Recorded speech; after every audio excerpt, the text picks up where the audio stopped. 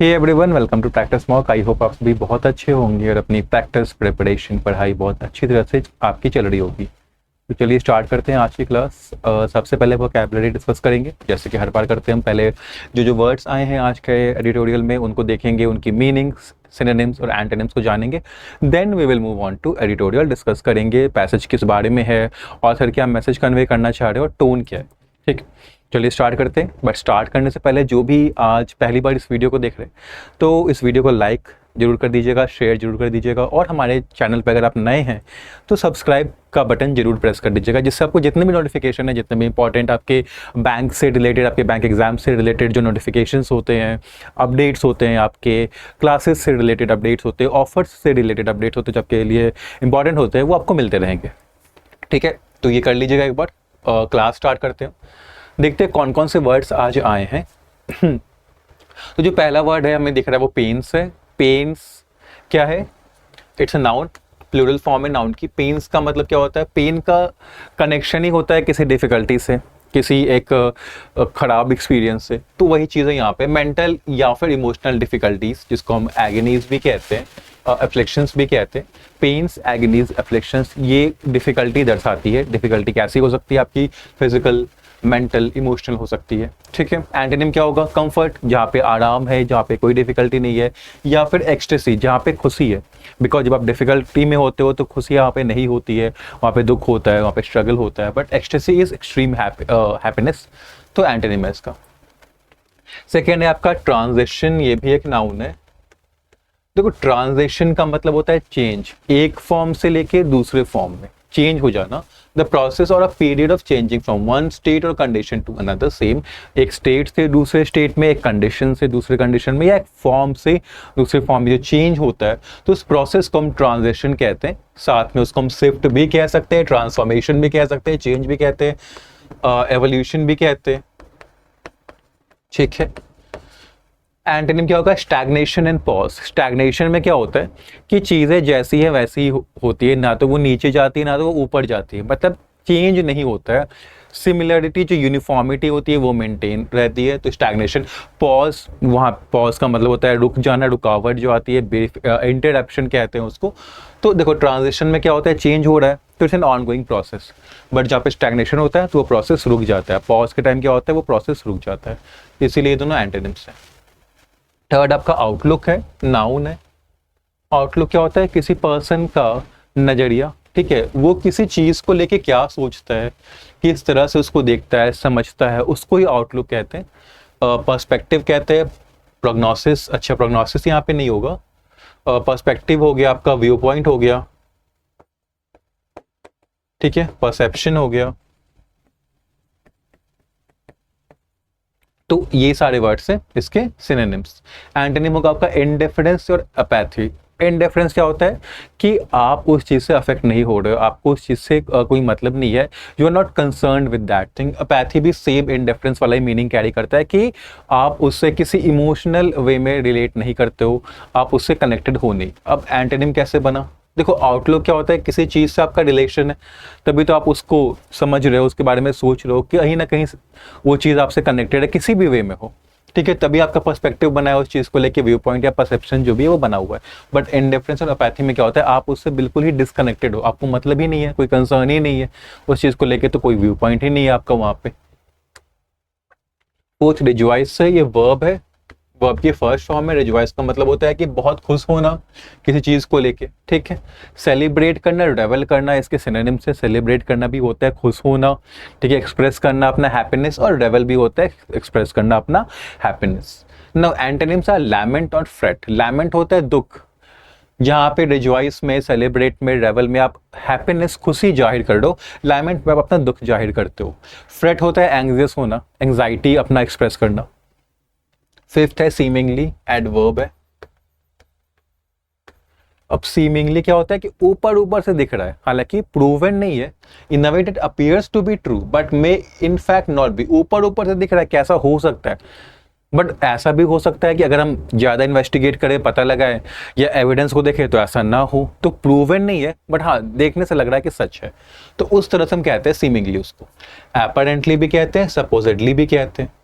अब एंटोनिम्स में क्या होगा? जो प्रूव हो गया, ट्रूली हो गया, एक्चुअली हो गया, रियली हो गया कि हाँ ये प्रूवन है कि ऐसा ही होता है। सिक्स्थ है रॉबस्ट, ये तो काफी कॉमन वर्ड हो गया है, एडजेक्टिव है।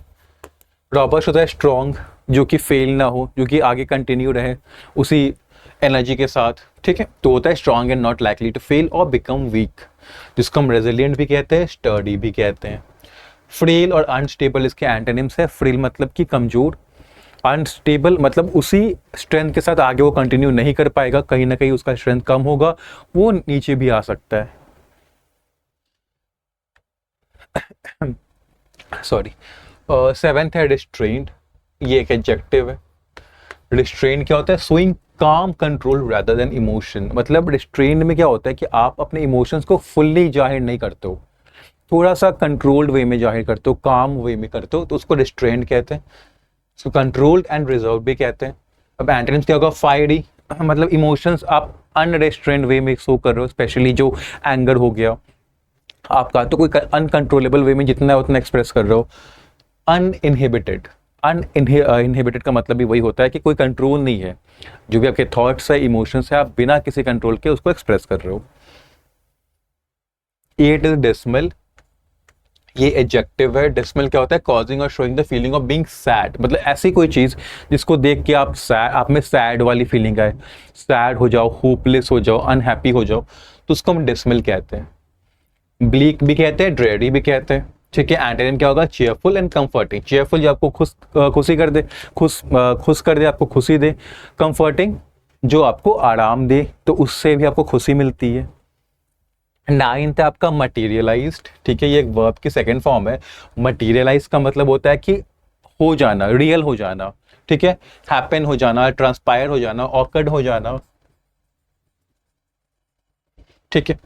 एंटोनिम क्या होगा? सीज्ड और डिसअपीयर, मतलब खत्म हो जाना, गायब हो जाना। टेंथ है स्लगिश, एडजेक्टिव है। स्लगिश का मतलब क्या होता है? जो धीरे धीरे धीरे चल रहा होता है, बहुत स्लो पेस पे, ठीक है, बहुत रिएक्ट कर रहा है या मूव कर रहा है या वर्क कर रहा है, बट कैसे कर रहा है? बहुत स्लो पेस पे कर रहा है, तो उसको हम स्लगिश कहते हैं, जिसको हम लेथार्जिक भी कहते हैं और टार्डी भी कहते हैं। एंटोनिम क्या होगा? Energetic, vigorous. एनर्जेटिक मतलब पूरी एनर्जी के साथ है, तो बहुत ही स्पीड के साथ एक फास्ट पेस पे वर्क कर रहा है या रिएक्ट कर रहा है या मूव कर रहा है। विगरस भी होता है पूरी एनर्जी के साथ, तो सेम मीनिंग आपका एनर्जेटिक वाला यहाँ पे भी आएगा विगरस का, विथ पूरे एक्साइटमेंट के साथ, पूरे एनर्जी के साथ वो काम कर रहा है। 11th है इम्प्लाइज, ये आपकी वर्ब है। वर्ब का कौन सा फॉर्म है? थर्ड पर्सन सिंगुलर फॉर्म है, जो हम सिंगुलर सब्जेक्ट के साथ यूज करते हैं, SES वाला फॉर्म, ठीक है। इम्प्लाई इसका फर्स्ट फॉर्म होगा, ठीक है। इम्प्लाई क्या है? इसका वर्ब का फर्स्ट फॉर्म। तो इम्प्लाई का मतलब क्या होता है कि to make it seem likely that something is true और एग्जिस्ट, मतलब ऐसा कुछ दिखाना, दर्शाना कि हाँ कोई चीज सच हो सकती है। सिंपल वे में कि इंडिकेट करना, कन्वे करना, डिनोट करना, सिग्नल करना कि हाँ ये चीज सच है, उसको कहते हैं इम्प्लाई करना। एंटोनिम क्या होगा? कंसील करना, डिनाई करना, छुपाना या उसको मना कर देना। ईडीएम एंड फ्रेज क्या? रियलिटी चेक, ठीक है। रियलिटी चेक क्या होता है? जो आपको पता चलता है कि एक्चुअल में, रियल वर्ल्ड में चीजें कैसी हैं, वैसी नहीं जैसे कि आप सोच रहे थे और जैसा आप होप कर रहे थे, वैसा नहीं है। तो जब आपको ये चीज पता चलती है कि चीजें एक्चुअली में कैसी थी, तो होता है ना कि रियलिटी चेक मिल जाता है कि नहीं, हम जैसा चीज सोच रहे थे वैसा नहीं था, चीजें डिफरेंट थी, तो वो ओकेजन होता है रियलिटी चेक मिलना हमें। तो an occasion when you are reminded of how things are in the real world rather than how you would like things to be, मतलब कि जब आपको ये याद दिलाया जाता है, ऐसा कोई ओकेजन होता है, कोई इवेंट होता है जहाँ पे आपको याद दिलाया जाता है कि चीज़ें अलग हैं, चीज़ें वैसी नहीं है जैसा कि आप चाहते थे, जैसा आप होप कर रहे थे या समझ रहे थे, तो वो होता है reality check. It's sight set on, sight set on करने का मतलब क्या होता है? किसी गोल को डिसाइड करना, डिसाइड करना कि कोई चीज़ हमें अचीव करनी है, ठीक है, to decide to achieve something. और इन लाइन विथ का मतलब होता है कि सेम लेवल पे, जिस लेवल पे कुछ और है उसी लेवल पे कोई और काम हो रहा है, तो in line with, same level पे होना या फिर उसके सिमिलर होना। ओके, चलो ये तो वोकैबुलरी थी। अब हम स्टार्ट करेंगे आज का एडिटोरियल। क्या है? तो ग्रोइंग पेन्स, पेन्स क्या? डिफिकल्टीज, तो डिफिकल्टीज बढ़ रही हैं, ग्रो कर रही है। ऑन इकोनॉमिक परफॉर्मेंस, विकसित भारत, इकोनॉमिक परफॉर्मेंस पे आज का आर्टिकल है, ठीक है, विकसित भारत पे है वो आर्टिकल है आज का। India needs to grow faster to transition as a developed economy. क्या कहना चाह रहे हैं कि इंडिया को और तेजी से बढ़ना होगा अगर वो डेवलप्ड इकोनॉमी बनना चाहता है। ठीक है, देखते हैं। The data on India's economic performance in 2024 to 25 released on Friday has something for everybody. जो डेटा आया है इंडिया की इकोनॉमिक परफॉर्मेंस का 2024-2025 में, फ्राइडे को जो रिलीज किया गया है, उसमें हर किसी के लिए कुछ ना कुछ है। ठीक है, Those with an optimistic outlook can rejoice at the seemingly robust growth in the fourth quarter. जो वैसे लोग जो ऑप्टिमिस्टिक हैं, जो आशावादी हैं, जो ये बिलीव करते हैं कि आगे चीजें अच्छी होंगी, वो खुश हो सकते हैं। किस पे खुश हो सकते हैं? तो जो सीमिंगली रॉबस्ट ग्रोथ है, मतलब रॉबस्ट मतलब स्ट्रॉन्ग ग्रोथ दिखा है, बट सीमिंगली वर्ड का भी यूज किया गया है, मतलब कि अभी प्रूव नहीं हुआ है कि मतलब ग्रोथ स्ट्रांग है या नहीं है। ऊपर ऊपर से दिख रहा है कि हाँ ग्रोथ स्ट्रांग हुई है, तो उस चीज को लेके कहाँ पे, फोर्थ क्वार्टर में, तो उस चीज को लेके जो आशावादी लोग हैं, जो ऑप्टिमिस्टिक लोग हैं, वो खुश हो सकते हैं, सेलिब्रेट कर सकते हैं। Pessimists can despair over the 4-year low annual growth figure. जो पेसिमिस्ट हैं, जो चीज़ों की नेगेटिव साइड पे ज़्यादा फोकस करते हैं, ठीक है, जिनको लगता है कि चीज़ें नेगेटिव होंगी, वो दुख मना सकते हैं कि जो एनुअल ग्रोथ फिगर है वो 4 साल में सबसे लोवेस्ट हुआ है, सबसे कम है। ठीक है, द रियलिस्ट असेसमेंट, अब चलो ऑप्टिमिस्टिक की बात हो गई, पेसिमिस्टिक की बात हो गई, रियल सिचुएशन, जो रियलिस्ट हैं, जो सिचुएशन को वैसे ही देखते हैं, ना बहुत ज़्यादा होप के साथ, ना बहुत ज़्यादा होपलेसनेस के साथ, जैसी चीज़ है वैसे ही देखते हैं, उनका असेसमेंट क्या है, however, is that there is cause for some restrained celebration and more than a healthy dose of disappointment. वो क्या कह रहे हैं कि सेलिब्रेशन तो होना चाहिए, खुशी तो मनानी चाहिए, बट रिस्ट्रेन्ड वे में, बहुत ज्यादा खुश होने वाली बात नहीं है, खुशी मनानी है बट कंट्रोल्ड वे में, और डिसअपॉइंटमेंट भी साथ में लेके चलना है, क्योंकि डिसअपॉइंटमेंट भी बहुत ज्यादा है अगर हम इकोनॉमिक परफॉर्मेंस की बात करें तो। ठीक है, तो इसीलिए ऑथर ने क्या कहा था, इसलिए कहा था कि सबके लिए सब कुछ है। कैसे? ऑप्टिमिस्ट के लिए भी है, पेसिमिस्ट के लिए भी है, और रियलिस्ट लोगों के लिए भी है। तो यही कहने का मतलब था उनका, ऑथर का। The Q4 growth of 7.4% was considerably higher than what was expected for the quarter. जो फोर्थ क्वार्टर में जो ग्रोथ हुई है 7.4% की, वो काफ़ी ज़्यादा है, जितना एक्सपेक्ट किया गया था उससे काफ़ी ज़्यादा है। And the fastest seen in an otherwise dismal financial year, और फास्टेस्ट ग्रोथ हुआ है इस क्वार्टर में। हालांकि अगर पूरे साल की बात करें तो पूरा साल का जो फाइनेंशियल पर्सपेक्टिव है बहुत अच्छा नहीं है। डिसमल बताया गया है कि डिसमल फाइनेंशियल ईयर है, मतलब इकोनॉमिक परफॉर्मेंस साल में खराब रहा है, बट अगर फोर्थ क्वार्टर की बात करें तो वहां पे ग्रोथ हमें अच्छा देखने को मिला, और फास्टेस्ट ग्रोथ वहां पे देखने को मिला है। The main drivers were the construction sector returning to double-digit growth and the agriculture sector posting a strong showing. अब जो फास्टेस्ट ग्रोथ हुई है और जो हाई ग्रोथ हुई है, तो मेन ड्राइवर क्या है? ड्राइवर क्या होता है? जो उस चीज को कॉज करता है। तो इस ग्रोथ को आगे बढ़ाने वाले कौन है, कॉज करने वाले कौन है? तो एक तो आपका कंस्ट्रक्शन सेक्टर है जो कि वापस से डबल डिजिट ग्रोथ पे आ गया है, और दूसरा आपका एग्रीकल्चर सेक्टर है जिसने भी बहुत ही स्ट्रॉन्ग परफॉर्मेंस दी है। These are also two major employment drivers, और ये दोनों मेजर एम्प्लॉयमेंट ड्राइवर्स भी है, क्योंकि इन्हीं दो सेक्टर्स में सबसे ज्यादा एम्प्लॉयमेंट भी हुआ है। Services to continue their steady and strong growth, और जो सर्विस सेक्टर है, ठीक है, वो भी अपना जो स्टेडी स्ट्रॉन्ग ग्रोथ है वो उसने अपना मेंटेन करके रखा है, वो अभी स्ट्रॉन्ग ग्रोथ हुआ है, मेंटेन हुआ है उसका स्ट्रॉन्ग, जो ग्रोथ पहले था वही स्ट्रॉन्ग ग्रोथ मेंटेन उसने किया है। The manufacturing sector, on the other hand, grew at just 4.8%, down from 11.3% in quarter four of the previous year. अब अगर मैन्युफैक्चरिंग सेक्टर की बात करें तो यहाँ पे ग्रोथ की स्पीड पेस कम हुई है। जहाँ पिछले साल के फोर्थ क्वार्टर में 11.3% था, वहाँ पे अब ये 4.8% पे आ गया है। ठीक, there is a reality check hiding in the aggregate numbers. अब यहाँ पे अगर नंबर्स की बात करें तो यहाँ पे एक रियलिटी चेक हमें मिलने को देखने को मिलता है कि अगर नंबर्स को देखें कितना ग्रोथ हुआ है कहाँ पे, तो रियलिटी चेक हमें मिलता है कि चीजें एक्चुअल में कैसी हैं।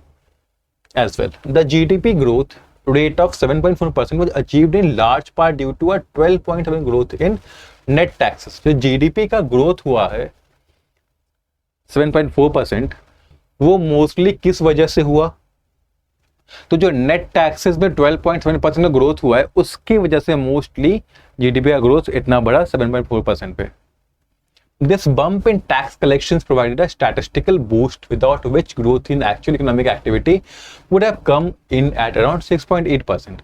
अब जो टैक्स के कलेक्शन में जो ग्रोथ हुआ था, बूस्ट हुआ था, इससे एक बूस्ट मिला, स्टैटिस्टिकल बूस्ट मिला, एक ग्रोथ मिली जिससे कि एक्चुअल इकोनॉमिक ग्रोथ इतने पे आ पाई, नहीं तो फिर वो 6.8% पे ही रह जाती। अगर मतलब अगर टैक्स कलेक्शन इतना अच्छा नहीं हुआ होता तो ग्रोथ फिर 7.4% नहीं होती, 6.8% होता। पर चूंकि नेट टैक्सेस में ग्रोथ हुआ 12.7%, तो जीडीपी में भी ग्रोथ में भी हमें बराबर देखने को मिली। The much hyped Mahakumbh effect on consumption expenditure also does not seem to have materialised. अब जो काफी हाइप किया गया था, जिसकी काफी बातें की गई थी कि महाकुंभ के दौरान काफी ज्यादा कंजम्पशन होगा, लोग काफी ज्यादा सामान खरीदेंगे, ठीक है, तो ज़्यादा पैसे स्पेंड करेंगे, एक्सपेंडिचर बढ़ेगा, तो वो अभी तक मटेरियलाइज होता हुआ नहीं दिखा है, मतलब वो चीज़ असली में नहीं हुई है, रियलिटी में नहीं हुई है। Growth in private final consumption expenditure in Q4, the कुंभ quarter came in at 6%, the slowest in 5 quarters. अगर हम उस क्वार्टर की बात करें जिस टाइम कुंभ चल रहा था, तो वहाँ पे जो प्राइवेट फाइनल कंजम्पशन एक्सपेंडिचर है वो 6% पे आया, जो कि स्लोएस्ट है, 5 क्वार्टर्स में स्लोएस्ट ग्रोथ है। Capital formation however grew a robust 9.4% as the government finally sped up its sluggish capital investment। हाँ, गवर्नमेंट ने जो इन्वेस्टमेंट किया है कैपिटल में वो बढ़ा है काफी स्ट्रांगली 9.4%, क्योंकि काफी टाइम से जो स्लगिश चल रहा था कैपिटल इन्वेस्टमेंट, वहां पे गवर्नमेंट ने अपना इन्वेस्टमेंट्स बढ़ाया है। मतलब पहले गवर्नमेंट उतना इन्वेस्ट नहीं कर रही थी तो स्लगिश था, बट अब यहाँ पे इन्वेस्टमेंट गवर्नमेंट की तरफ से इंक्रीज हुए।